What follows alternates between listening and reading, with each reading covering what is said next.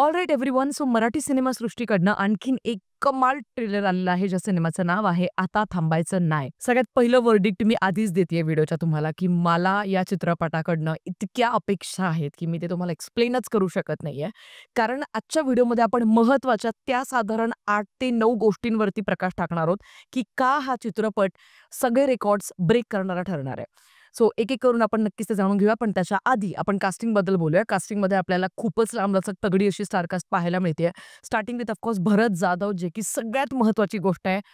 Personally मला जर का तुम्ही विचाराल तर. त्यांच्यानंतर सिद्धार्थ जाधव, प्राजक्ता हनमकर, रोहिणी हट्टंगडी, किरण खोजे, ओम भूतकर, प्रवीण डाळिंबकर, पर्ण पेठे आणि आशुतोष गोवारीकर. अर्थातच इतकी सगळी मोठी स्टारकास्ट असल्यानंतर आपल्या सगळ्यांच्या अपेक्षा आणखीनच जास्त वाढतात आणि हा चित्रपट 1 मेला येतोय आपल्या सगळ्यांच्या भेटीला जवळच्या सिनेमागृहात. अर्थातच महाराष्ट्र दिन आहे, कामगार दिन आहे, त्या दिवशी गव्हर्नमेंटकडनं हॉलिडे असतो. त्याच्याचमुळे मला असं वाटतं की 1 मे या दिवशी महाराष्ट्रातल्या सगळ्या व्यक्तींना मला सांगायचं आहे की या दिवशी दुसरा कुठलाच प्लॅन करू नका. फर्स्ट डे फर्स्ट शो मॉर्निंगला आपण सगळेजण नक्कीच बाकीचे प्लॅन्स हे सेकंड हाफमध्ये दिवसाच्या नक्कीच ठेवू शकतो. पण फर्स्ट हाफमध्ये नक्कीच प्लीज प्लीज ट्राय करा की चांगल्या सिनेमांना प्रोत्साहन द्या, जेणेकरून अशा पद्धतीचे दर्जा आणि दर्जाच देणारे चित्रपट हे बनत राहतील. आता या चित्रपटाच्या रायटर आणि डिरेक्टर बद्दल बोलायचं झालं तर शिवराज बाईचळ यांनी या सिनेमाचं लेखन आणि दिग्दर्शन केलेलं आहे. आणि हा चित्रपट ऍक्च्युली का इतका महत्त्वाचा आहे माझ्यासाठी वैयक्तिक तुम्ही जर का मला विचारलं, कारण हा सत्य घटनेवर आधारित आहे. मुंबई महापालिकेचे काही कर्मचारी आहेत, त्यांच्या आयुष्यावरती हा चित्रपट आधारित आहे. आणि त्याच्याचमुळे जसं मी नेहमी सांगत असते माझ्या चॅनलवरती की मला रिअल लाईफ इन्सिडेन्सेसवर आधारित चित्रपट किंवा हॉरर चित्रपट हे माझे काही फेवरेट जॉनर्स आहेत, जे नेहमीच प्रायोरिटीला असतात माझ्यासाठी.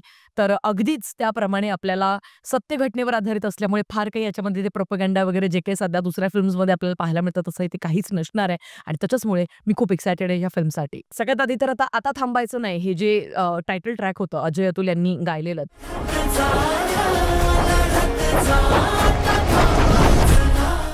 तर हे गाणंच अतिशय इतकं सुंदर मला वाटलं. म्हणजे आपण ते वारंवार ॲक्च्युअली ऐकू शकतो, असं सुंदर गाणं ते बनलंय. बरं, त्याच्या समवेतच आता ट्रेलरमध्ये आणखीन एक गाणं आपल्याला ऐकायला मिळतंय.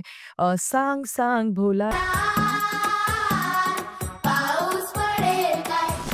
तर आपण लहानपणी हे गाणं जे होतं तर ते गायचो आणि या गाण्याचा अतिशय सुंदर आणि समर्पकपणे वापर मेकर्सने या सिनेमामध्ये केलेला आहे. कारण संगीतबद्दल मी बोलतेच आहे, तर गुलराज सिंग यांनी या चित्रपटाला संगीत दिलेलं आहे आणि कमालीचा बॅकग्राऊंड स्कोर आहे, कमालीची गाणी आहेत. ज्या पद्धतीने बॅकग्राऊंड स्कोर असायला पाहिजे ट्रेलरमध्ये, जिथे आपल्याला आशुतोष गोवारीकर हे बोलताना दिसतायत की आता तुम्हाला मी एकतर बरखास्त करीन किंवा किंवा तुमच्या नोकऱ्या तुमच्या हातातनं जातील. जर तुम्हाला हे नको असेल तर तुम्हाला परीक्षा द्यावी लागेल, ती पास करावी लागेल, 10वीच्या पेपर्सला बसावं लागेल. हे सगळं ज्यावेळेला घडते ना, त्यावेळेला तो जो एक पेस सेट करायला पाहिजे ट्रेलरचा, की आता थोडंसं सिरियस टोनकडे चाललंय आता, कारण का एक प्रेमपूर्वक अरेरावी आपल्याला पाहायला मिळते आशुतोष गोवारीकर यांच्या कॅरेक्टरमधनं. तर मला तो पूर्ण पॅच खूप आवडला ट्रेलरमधला. दुसरी एक गोष्ट, आता एकंदरीत प्लॉटची जी आपल्याला आयडिया त्यांनी दिली आहे एकंदरीत ट्रेलरमधनं, की साधारण मुंबई महापालिकेतली काही कर्मचारी आहेत, सफाई कर्मचारी असतील किंवा इतर कर्मचारी असतील आणि मग त्यांच्या आयुष्यामध्ये ऑलरेडी ते संघर्ष करतात किंवा काही अडचणी त्यांच्या सुरू आहेत आणि या सगळ्यांमध्ये तिथे एक आयुक्तांची बदली होते. मग त्या आयुक्तांच्या काहीतरी गोष्टी लक्षात येतात. असं काय होतं नक्की, की ते ठरवतात की या सगळ्या महापालिकेचे हे कर्मचारी जे आहेत, तर यांनी किमान 10वीची परीक्षा तरी पास करणं गरजेचं आहे. तो जो एक प्लॉटचा पहिलाच जो एक भाग आहे, तो चित्रपटामध्ये उलगडणार आणि त्यासाठी माझी ॲक्च्युअली उत्कंठा खूप जास्त वाढली आहे, की नक्की असं काय होतं जिथे त्यांना असं वाटतं, की ओके आता सगळं तुमच्या नोकऱ्या सगळ्या गोष्टी सुरू राहतील, पण रात्र शाळा करून का होईना, पण तुम्हाला आता 10वीचे पेपर्स द्यावे लागतील आणि तुम्हाला 10वीची परीक्षा पास करणं गरजेचं आहे.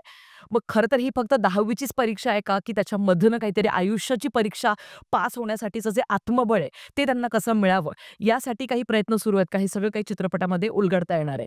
मला एक गोष्ट खूप जास्त आवडली, की ओम भूतकरची निवड या चित्रपटातल्या अत्यंत महत्त्वाच्या भूमिकेसाठी त्यांनी केली आणि ती भूमिका आहे एका शिक्षकाची, की आता एक असा शिक्षक येईल, कारण का विद्यार्थीचं जे वय असतं ना, ते वय फार चंचल असतं आणि बुद्धी तल्लक असते आणि इतर त्यांना टेन्शन्स असे जगातले काही नसतात ॲज युजुअल. तर त्यांना शिकवणं हे काम इझी आहे ॲज कम्पेअर्ड टू एक वेल ग्रोन जे काही अडल्ट्स आपल्याला दिसत आहेत सिनेमामध्ये, की जे ॲक्च्युअली आता आपापल्या संसारात रुळलेले आहेत, काही 30शी 40शी 50शी क्रॉस केलेली ती माणसं आहेत. तर मग अशा माणसांना एकत्रितपणे आणणं, बरं दिवसभर काम करून आल्यानंतर त्यांना रात्रशाळेत बोलावणं आणि त्यांना शिकवणं, ही खऱ्या अर्थाने अत्यंत महत्त्वाची भूमिका ठरणार आहे चित्रपटामध्ये आणि त्याच्याचमुळे ओम भूतकरला या भूमिकेमध्ये बघून खरंच भारी वाटलं ना. थांबायचं आता थांबायचं.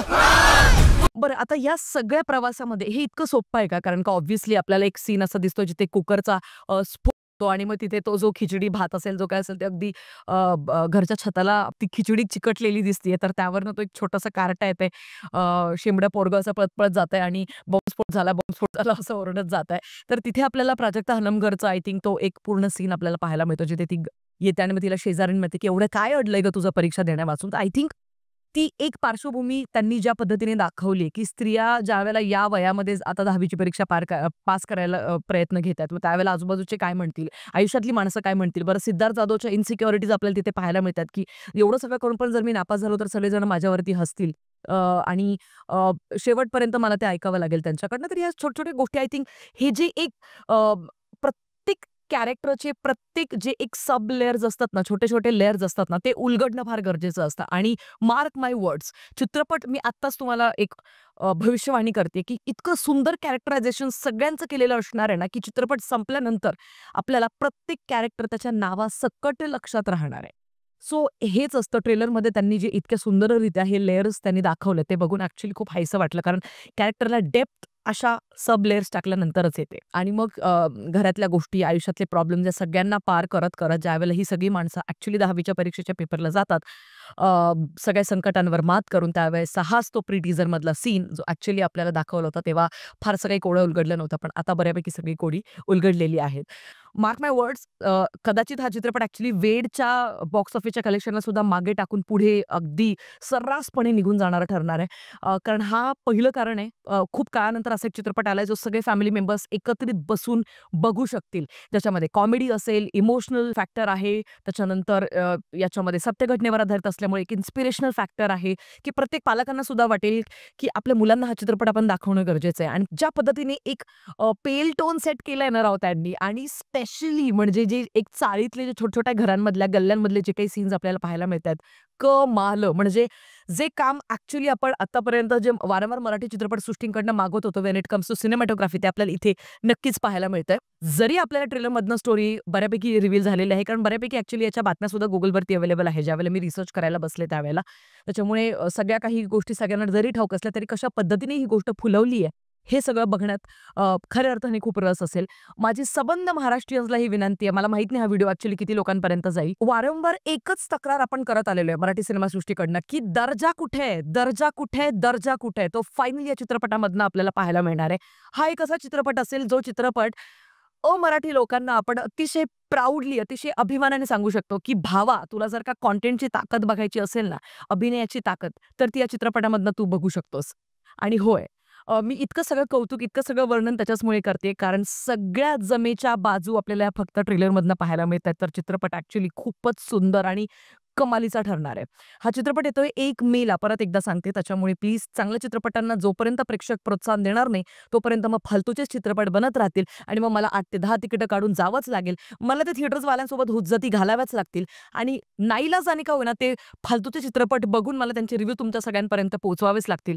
तर या सगळ्या गोष्टी जर का आपल्याला हे स्वरूप बदलायचं असेल, तर तुम्ही, मी एक-एक करून नक्कीच हळू बदल का होईना घडू शकतो. मला असं वाटतं. त्यामुळे सगळ्यांना माझी विनंती आहे, या चित्रपटाला भरभरून प्रतिसाद द्या आणि सबंध फॅमिली मेंबर्सने एकत्रितपणे जाऊन त्या दिवशी खऱ्या अर्थाने मराठी मातीवरती, मराठी भाषेसाठीची, ही मराठी अस्मिता जपण्यासाठीचा हा मराठी सिनेमा आपल्या सगळ्यांना गाजवायचा आहे राव.